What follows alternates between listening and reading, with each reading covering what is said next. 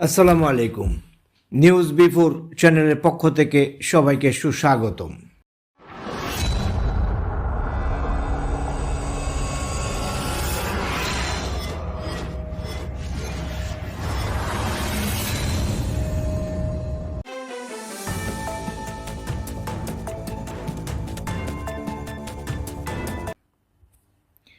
কাগজে তারা জননেতা, বাস্তবে তারা পেশাদার মিথ্যুক।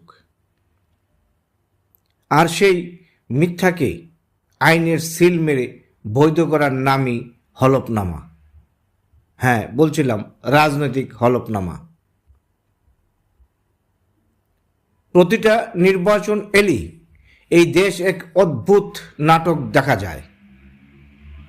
নেতারা মঞ্চে দাঁড়িয়ে কোটি টাকার স্বপ্ন বেচেন জনসাধারণের নিকট, আর কাগজে লিখে দেন তারা নাকি প্রায় নিঃস্ব।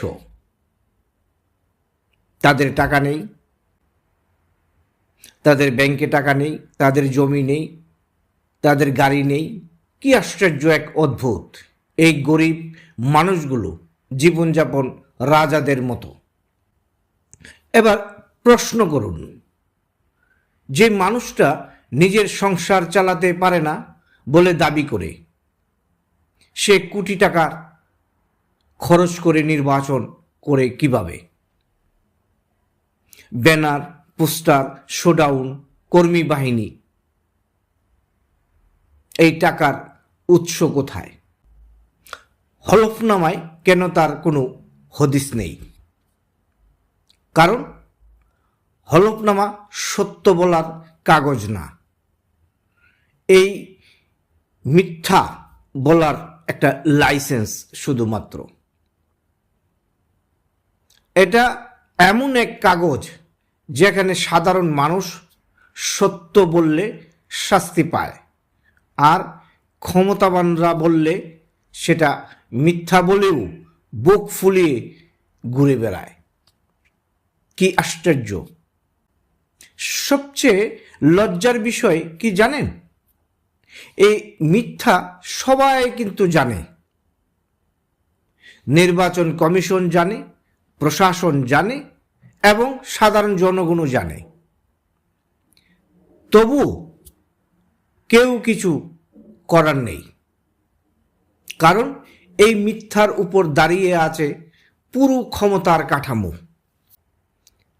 হলফনামা আজ স্বচ্ছতার প্রতীক নয়, এটা রাষ্ট্রীয় ভণ্ডামির একটা অভিনব দলিল। এটা আমাদের চোখে চোখ রেখে বলা এক নির্লজ্জ মিথ্যা। যতদিন না এই কাগজের প্রতিটা লাইনের জবাবদিহি নিশ্চিত হবে,